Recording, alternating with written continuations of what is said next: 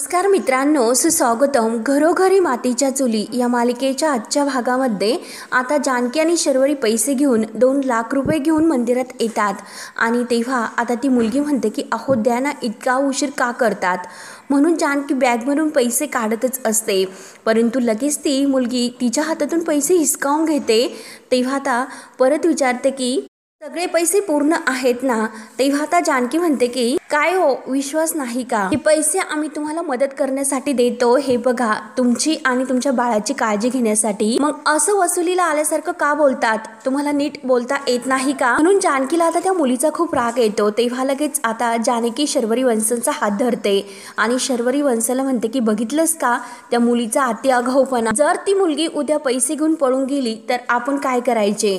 तेव्हा मात्र आता ती मुलगी लगेच जानकीवर ओरडते आणि मी कुठेही पळून जाणार नाही, मला सुद्धा गरज आहे आणि तुम्हाला सुद्धा गरज आहे, म्हणून मी तुम्हाला पैसे मागितले होते, असं ती मुलगी आता म्हणते. अहो, माणसाचा मूड कधी बरा असतो कधी खराब असतो, असं रोज चांगलं बोलता येत नसतं. आणि तुमच्या लक्षात तर असेल की मी प्रेग्नेंट आहे, त्यामुळे मूड्स आहे तर ते माझे चेंज होत असतात. तेव्हा आता जानकी म्हणते की हो अहो, ते लक्षात तर येते ना. आता ती मुलगी म्हणते की पैसे द्यायची मात्र विसरू नका, नाहीतर मी कायमची निघून जाईल. तेव्हा आता जानकीला त्या मुलीचा आणखीन राग येतो. ती शर्वरीला म्हणते की शर्वरी वंश, बघितलंस का ही मुलगी कसं बोलते?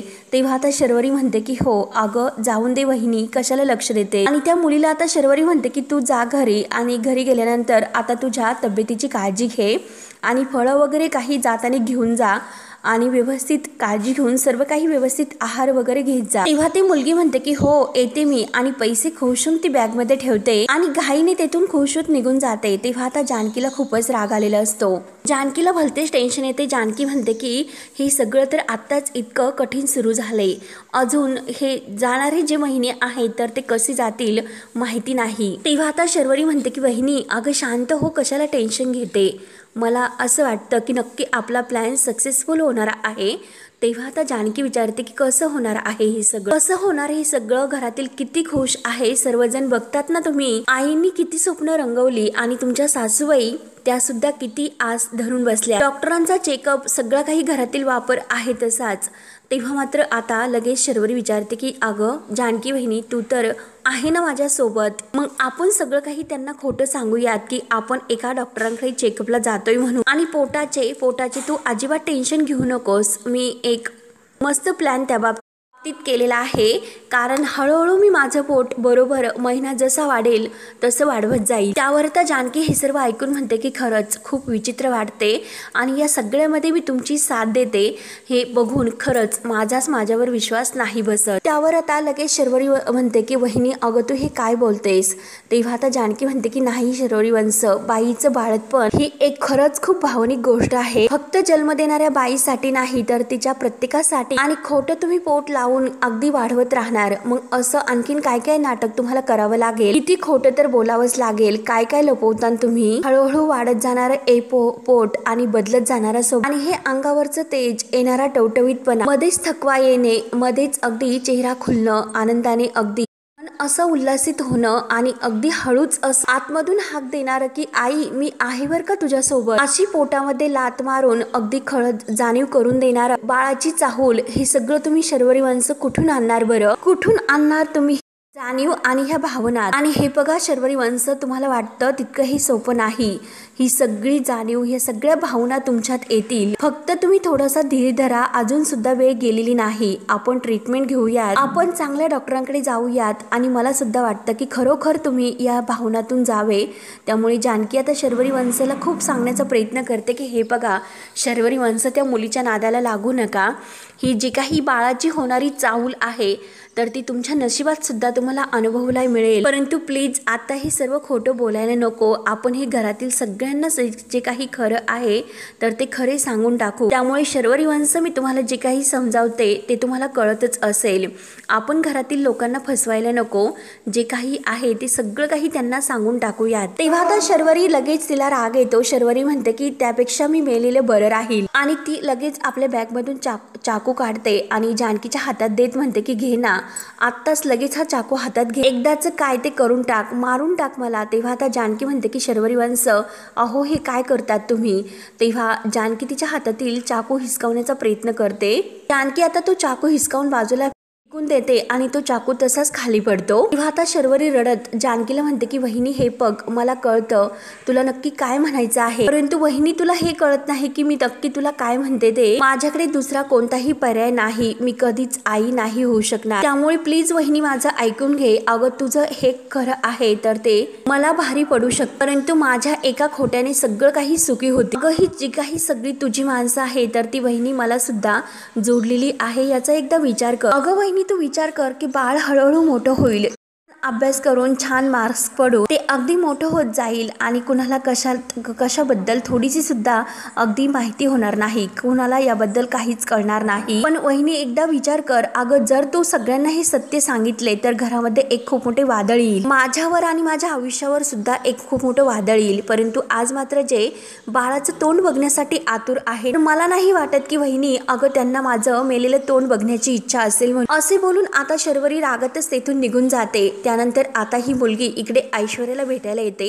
बॅगमधून ते पैसे काढते आणि ऐश्वर्याला म्हणते की मॅडम हे बघा, हे 2 लाख रुपये तुमच्या शर्वरी वंशाला सांगितल्याबरोबर त्यांनी लगेच आता हे 2 लाख रुपये आणून दिले। एवढे पैसे मी कधी माझ्या आयुष्यात बघितले नव्हते हो। तेव्हा आता ऐश्वर्या विचारते की अगं बरोबर 2 लाख रुपये आहेत का?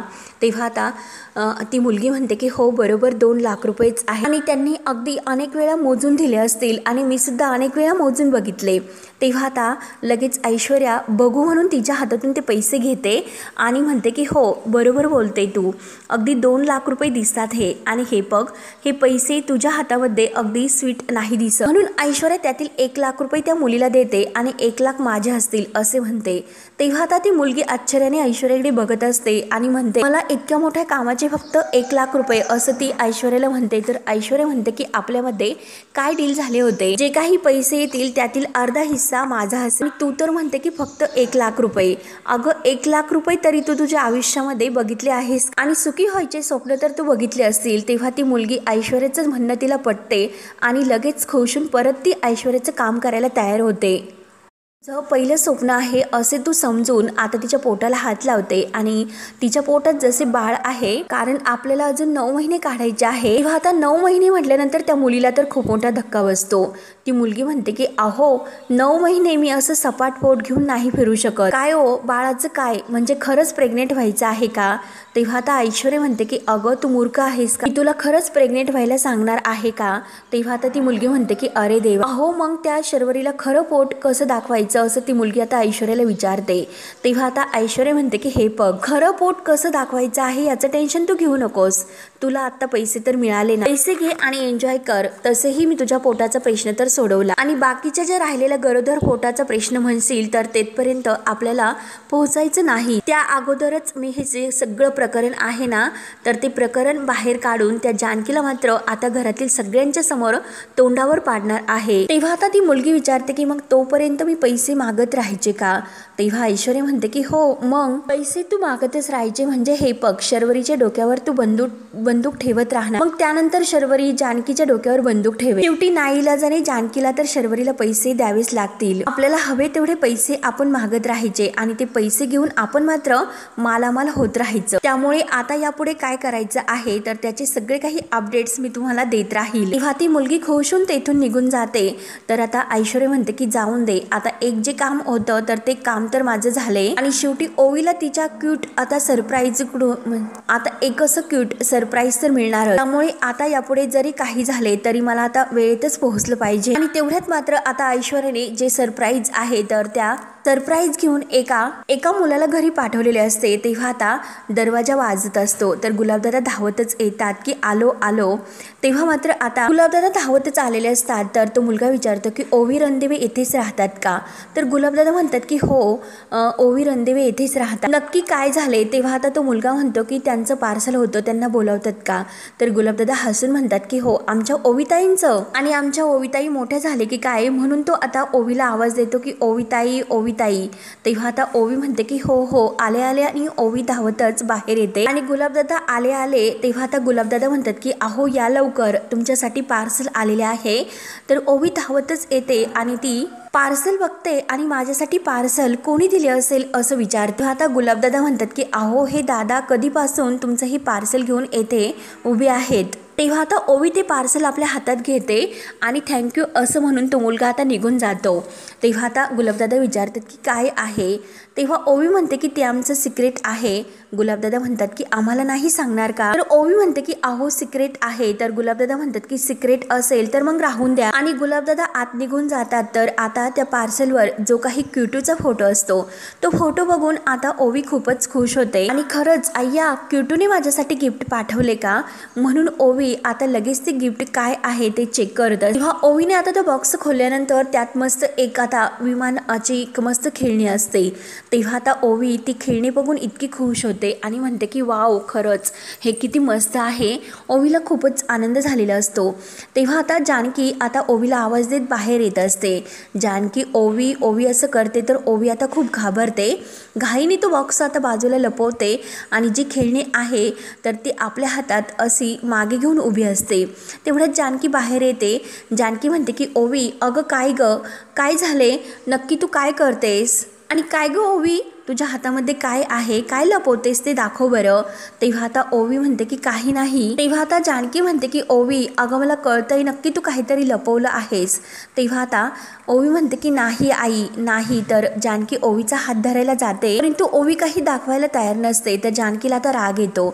जानकी म्हणते की हे बघ ओवी आगाऊपणा करू नकोस, जे काही लपवलेलं आहे ना ते दाखव अगोदर। तेव्हा आता लगेच ओवी म्हणते की आई काही नाही, मी जिंकलेले आहे, मी तुला ते नाही देणार। तेव्हा आता लगेच जानकी विचारते की काय ग काय जिंकलीस तू आणि कुठे जिंकली, कशात जिंकलीस आणि काय ग ओवी मला कसं माहिती नाही। तेव्हा आता लगेच जानकी ओवीचा हात हिसकावून ती जी काही खेळणी तिच्या हातात आहे तर ती खेळणी पाहते। ओवी तरी सुद्धा नाही आई असं करत असते। तेव्हा मात्र आता दोघींच्या मध्ये हिसकावतात। लगेच ती खेळणी आहे तर ती बाजूला जाऊन पडते आणि शेवटी ती खेळणी आता फुटली जाते। तेव्हा आता ओवी रडायला सुरुवात करते। ओवी म्हणते की आई शेवटी तू माझं गिफ्ट तोडलंस, तू खरंच वाईट आई आहेस कट्टी तुझ्याबरोबर। तेव्हा आता जानकीला खूप मोठा धक्का बसतो। जानकी म्हणते की ओवी अगं काय, आणि तेवढ्याच सुमित्रा आणि आजी बाहेर धावत येतात। तेव्हा आता जानकीच्या डोळ्यात पाणी येत असतं। तर सुमित्रा विचारते की अगं काय झालं जानकी, तुम्ही मायलेकी अशा का भांडतात आणि ओवी काय झालं तू का रडतेस। तेव्हा आता ओवी रडतच म्हणते की आजी आईने माझं गिफ्ट तोडलं। तेव्हा आता आजी म्हणते की खरंच कमाल आहे तुझी। सुमित्रा म्हणते की नक्की काय झालं जानकी। तेवढ्यात ओवी आता जे काही तुटलेलं तिचं ते विमान आहे तर ते घेऊन येते आणि आजीला दाखवते की हे बघ आजी, ती तुटलेली खेळणी ती आजीच्या हातात देते आणि रडतच ती आतमध्ये निघून जाते। तेव्हा आता जानकी म्हणते की ओवी अगं थांब थोडा वेळ। तेव्हा आता जानकी सुमित्राला म्हणते की आई अहो ओवीला कोणीतरी ते गिफ्ट पाठवले। तर आजी लगेच म्हणते की हो आणि ते तू तोडलंस। तेव्हा आता लगेच सुमित्रा आजीला शांत करते की तू थांब मध्ये बोलू नकोस।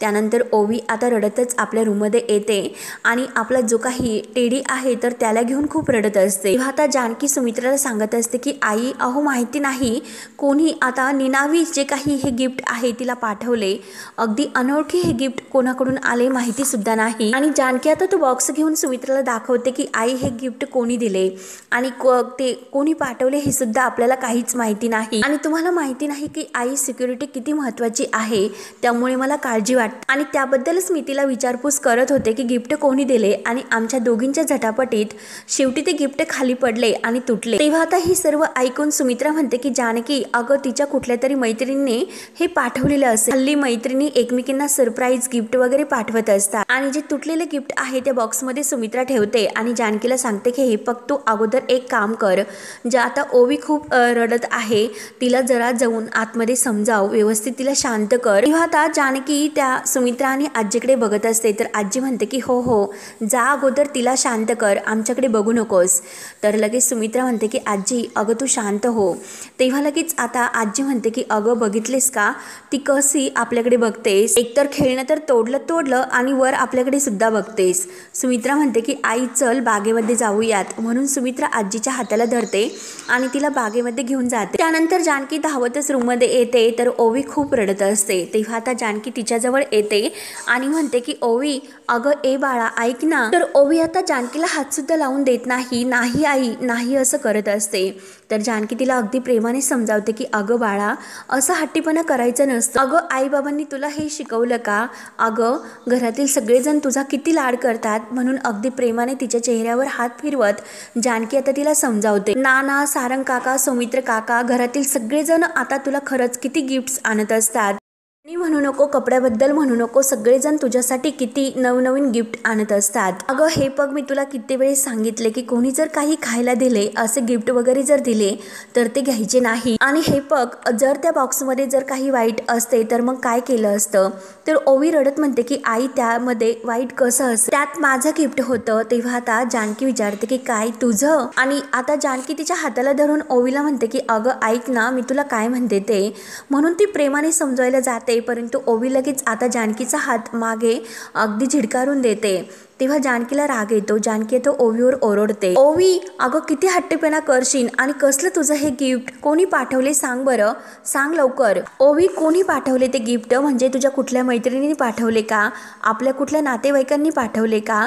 म्हणून जानकी त्याबद्दल तिला विचारायचा खूप प्रयत्न करते. अगं ज्याने तुला हे गिफ्ट पाठवले तर त्याने साधं नाव सुद्धा त्या गिफ्टवर आता लिहिलेलं नाही की नक्की हे गिफ्ट कोणी पाठवले म्हणून. मग ओवी तुला कळतं का, अगं तू नक्की हे काय करतेस, कशावरून तू आता त्या सगळ्यावर विश्वास ठेवते. प्लीज अगं असं कुणाकडून काही असं गिफ्ट वगैरे घेऊ नकोस. ओवी ऐकायलाच तयार नसते, परंतु जानकी आता खूप वैतागते आणि म्हणते की ओवी अगं कसला हा हट्टीपणा. आणि ओवी आणि जानकी ह्या दोघी आता एकमेकीवर चांगल्या तुटून पडलेल्या असतात. तेव्हा आता जानकी तिला अगदी प्रेमाने समजावते, परंतु ओवी तर काही ऐकायला तयारच नसते. तेवढ्यात आता तेथे ऋषिकेश येतो. ऋषिकेश आता हे जे काही सुरू आहे ते बघून विचारतो की हे सर्व काय सुरू आहे. तेव्हा ओवी म्हणते की बाबा आई माझ्यावर खूप ओरडते. त्यानंतर आता इकडे शर्वरी घरी येते आणि शर्वरी घरी आल्यानंतर विक्रांत तिला पाणी देत म्हणतो की अगं मी केव्हाची वाट बघतोय, इतका उशीर का लागला, खरंच केव्हाची गेली होती तू. तेव्हा आता विक्रांत तिला विचारत असतो. तेवढ्यात मालती आता अगदी सर्व स्वयंपाकाची तयारी वगैरे करून सगळं डायनिंग टेबलवर ठेवते आणि सगळी काही तयारी करत असताना विक्रांतला म्हणते की विक्रांत अरे तू तिच्यावर अजिबात ओरडू नकोस, कारण हे बघ शर्वरी चल मी आज तुझ्यासाठी खूप सगळं स्वयंपाकाचा बेत करून ठेवलेला आहे, अगदी तुझ्या आवडीचा. तेव्हा आता हे बघून तर शर्वरीला आश्चर्याचा धक्काच बसतो. शर्वरी आता मालतीकडे फक्त बघूनच असते. तेव्हा आता विक्रांत म्हणतो की बघ शरू, अगं तुझ्या सासूबाई आज एक हाती किचनमध्ये राबल्यात. तेव्हा आता मालती विचारते की मग त्याने काय झाले. इथून पुढे मी 9 महिने अगदी एक हातीच किचनमध्ये राबणार आहे, मी खमकी आहे सगळं काही करण्यासाठी, असे आता मालती उत्तर देते. तर शर्वरीला एक प्रकारचा एक वेगळाच आनंद तिला होत असतो. मालतीमध्ये इतका झालेला बदल बघून शर्वरीला आश्चर्याचा धक्काच बसतो. तेव्हा आता मालती म्हणते की चला बोलत काय बसलो, म्हणून ती शर्वरीच्या हाताला धरते आणि अगदी जेवणासाठी डायनिंग टेबलवर घेऊन जाते. तिच्या हाताला धरून तिला खुर्ची वगैरे देऊन डायनिंग टेबलवर जेवायला बसवते आणि हळूच अगं सावकाश बस म्हणून ती शर्वरीची आता इतकी काळजी घेत असते. तेव्हा आता मालती स्वतः शर्वरीला जेवायला वाटते. मस्त बटाट्याची चटणी, पुरी वगैरे आणि तुझ्या आवडीची ही आमटी सुद्धा, डाळ भात वगैरे सगळं काही व्यवस्थित ती आता वाढत असते. तेव्हा आता शर्वरी फक्त आणि फक्त आता मालतीकडे बघूनच असते. त्यानंतर मात्र आता मालती म्हणते की हे बघ ही तुझ्या आवडीची बासुंदी. तेव्हा आता लगेच बासुंदीची वाटी सुद्धा देते. तेव्हा आता शर्वरी म्हणते की आई अहो अहो पुरी भाजी बासुंदी बटाट्याची चटणी इतकं सगळं का केलंस तुम्ही. तेव्हा आता लगेच मालती म्हणते की अगं तुझ्यामुळे या घरामध्ये आम्हाला बाळाचं तोंड बघायला मिळणार आहे. तेव्हा आता विक्रांत म्हणतो की म्हणजे माझं काहीच कौतुक नाही का यात. तर आता मालती म्हणते की अरे ठोंब्या तू गप्प बस, उगाच भलताच आगाऊपणा करू नकोस. तेव्हा आता विक्रांत म्हणतो की आई अगं तू कसली पलटीस मारते, अगं तिला बाळ होणार आहे हे कळल्यानंतर डायरेक्ट तू पार्टीच बदलली.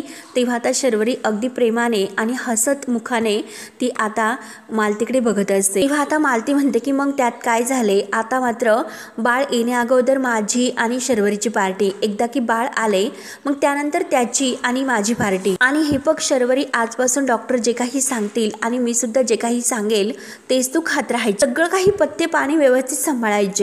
तेव्हा आता विक्रांत म्हणतो की अगं आई इतक्या प्रेमाने तू हा स्वयंपाक बनवलेला आहे त्याचा स्वाद आता घेऊ का. तर मालती म्हणते की हो हो बसा जेवायला. त्यावर आता शर्वरी म्हणते की आई तुम्ही बसा मी तुम्हाला जेवायला वाढते. तर आता मालती म्हणते की नाही शर्वरी तू अगोदर जेवण करून घे. मला आजपासून तुझे खूप लाड करायचे आहे आणि चला आता जेवण करून घ्या, मी पुऱ्याचा आणखीन एक घाणा काढते. तेव्हा आता विक्रांत म्हणतो की हो हो लवकर आण. तेव्हा आता मालती ही आतमध्ये किचनमध्ये जाते. तर विक्रांत आता शर्वरीकडे बघत असतो कारण शर्वरी हसत असते. तेव्हा आता विक्रांत विचारतो की काय ग, इतकं काय झालं तुला गालातल्या गालात हसण्यासाठी. तेव्हा आता शर्वरी म्हणते की अरे विक्रांत, आई खरंच माझ्याबरोबर किती प्रेमाने वागतात रे, त्यामुळे खरंच मला खूप बरं वाटतं. तर विक्रांत म्हणतो की अगं जेव्हापासून तू आई होणार आहे हे कळल्यापासून तिला खूप आनंद झालेला आहे. अगोदर घरात जी भांडणं होती ते भांडणं मी मिस करतोय. तेव्हा आता शर्वरी म्हणते की आगाऊ कुठला. तर विक्रांत खूप हसतो. त्यावर आता विक्रांत म्हणतो की हे बघ शर्वरी, मला असं वाटतं की या घरामध्ये आता यापुढे सुद्धा असंच छान वातावरण राहायला हवे. तुझेही रिपोर्ट्स पॉझिटिव्ह आल्यापासून अगं शरू मी किती खुश आहे हे मी तुला नाही सांगू शकत. खरंच देवाचे आणि जानकी बहिणीचे खूप खूप आभार. त्यांनीच आपल्याला हे व्रत करण्यासाठी सांगितले आणि आज मात्र त्यांच्यामुळेच आपल्याला हा दिवस पाहायला मिळाला. तेव्हा आता शर्वरी विक्रांत आणि मालती ह्या दोघांकडे बघते की घरात किती छान दोघे सुद्धा आनंदात आहे आणि शेवटी ती एक अगदी दुःखाचा घास घेत असते कारण ती त्यांना फसवते. याचं तिला वाईट अगदी गिल्टी फील वाटते. तेव्हा आता इकडे ऋषिकेश जानकीला म्हणतो की जानकी अगं भास्कर तू किती ओवीवर ओरडशील का. तर जानकी म्हणते की ऋषिकेश अहो काय बोलतात, मी तिला कायम असंच ओरडते का आणि उगाच ओरडते का. तेव्हा आता ऋषिकेश म्हणतो की अगं उगाच नाही पण रोज कशाला आणि आज काय झाले असं विचारतो. तेव्हा आता जानकी म्हणते की अहो आज, परंतु त्या अगोदरच ओवी म्हणते की बाबा अहो आईने मला जे काही गिफ्ट आले होते ते गिफ्ट तोडले. तेव्हा आता जानकी म्हणते की अहो ते गिफ्ट कुठून आणि कधी आले हे तुम्हाला माहिती आहे का. तेव्हा आता लगेच ऋषिकेश विचारतो की निनावी गिफ्ट कुठून आले. तर जानकी म्हणते की अहो ऋषिकेश मी तिला तेच विचारण्याचा प्रयत्न करते परंतु ती काही सांगायला तयार नाही, ती फक्त रडते आणि सांगायला तयारच नाही. तेव्हा आता ऋषिकेश ओवीला विचारतो की ओवी. तेव्हा आता ओवी रडत म्हणते की बाबा ते गिफ्ट खरंच खूप छान होतं. तेव्हा मात्र आता ऋषिकेश म्हणतो की हे बघ गिफ्ट असं नाव नसलेलं घ्यायचं नसतं आणि गिफ्ट आई किंवा मी तुला आणून देऊ शकतो परंतु असे दुसऱ्याने दिलेले गिफ्ट घ्यायचे नाही, मी तुला ते गिफ्ट आणून देतो. तेव्हा आता जानकी म्हणते की ऋषिकेश झाले का. तेव्हा आता ऋषिकेश जानकीला शांत राहायला सांगतो. हे बघ मी बघून घेतो. त्यानंतर आता जानकी बाहेर निघून जाते. तर ऋषिकेश अगदी प्रेमाने ओवीला समजावतो की हे बघ बाळा, आईवर असं रागवायचं आणि चिडायचं नसतं, आई नेहमी तुझ्या भल्याचाच विचार करत असते. त्यावर आता ओवी रडत म्हणते की पण बाबा अहो तिने माझं खेळणं तोडलं. तेव्हा आता ऋषिकेश म्हणतो की हे बघ बाळा, अगं तुझ्यासाठी जर काही नवीन आले तर चेक करणं हे आईचं काम असतं, तुला देण्या अगोदर ती वस्तू काही डेंजर नाही हे चेक करणं तिचं काम असतं. त्यामुळे हे बघ असं चिडायचं आणि रडायचं तर अजिबात नाही, ते तुटलेलं तुझं खेळणं आहे ते मी दुरुस्त करून देतो. तेव्हा आता हे ऐकून ओवी तर खूप खुश होते आणि खरंच का बाबा असं विचारते. तर ऋषिकेश म्हणतो की हो खरंच आणि आपल्या हाताने तो प्रेमाने ओवीच्या डोळ्यातील पाणी पुसतो. तर ओवी सुद्धा खुश होते आणि थँक्यू बाबा म्हणून ती आता ऋषिकेशच्या मिठीत येते. तेव्हा आता ऋषिकेश सुद्धा तिला जवळ घेत आता मनात विचार करतो की ओवीला हे खेळणं कोणी पाठवलं असेल, त्याला सुद्धा तो प्रश्न पडतो. त्यानंतर आता ऐश्वर्या घाईने आपल्या रूम मध्ये येते आणि बॅग मधून ते पैसे 1 लाख रुपये काढून कपाटात ठेवत असते. तेवढ्यात सारंग तेथे येतो. सारंग ऐश्वर्या असं जेव्हा म्हणतो तर ऐश्वर्या थोडीशी कावरी बावरी होऊन कपाट लावून घेते आणि विचारते की सारंग काय झाले. तेव्हा आता सारंग म्हणतो की ऐश्वर्या काही नाही आणि थोडंसं लाजत म्हणतो की ऐश्वर्या अहो मला तुमच्याशी बोलायचं होतं.